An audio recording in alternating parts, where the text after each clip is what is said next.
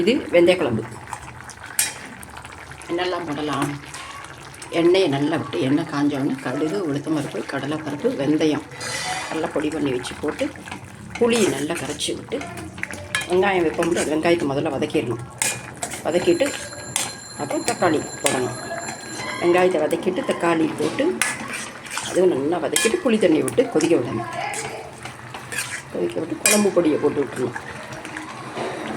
வேணுங்கிறப்ப பச்சை மிளகா கொஞ்சம் போட்டுக்கலாம், காரம் போட்டுக்கலாம். இது நல்லா கொதிக்கணும். புளி தண்ணி நல்லா கொதித்து வெந்தய குழம்பு சூப்பராக இருக்கும்.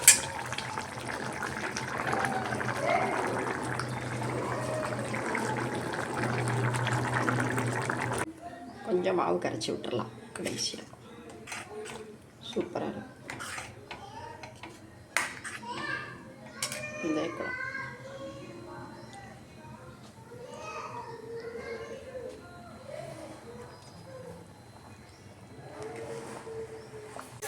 பொட்டேட்டோ ஃப்ரை, ஆலு ஃப்ரை, கடுகு, உளுத்தம்பருப்பு, கடலைப்பருப்பு, வெங்காயம் நல்லா வதக்கி உருளைக்கிழங்கு எண்ணெய் போட்டு உப்பு காரம் போட்டோம்னா ஆச்சு. சூப்பராக இருக்கும். உப்பு காரம் சால்ட்டு போட்டது கொஞ்சம் காரம் பொடி,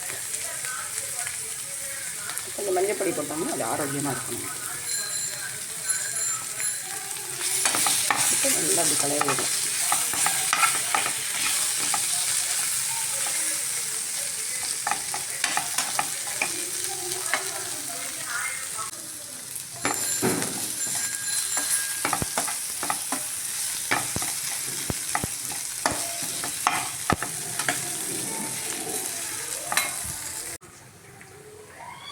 பாருங்கள், உருளைக்கிழங்கு காய் பொட்டேட்டோ ஃப்ரை,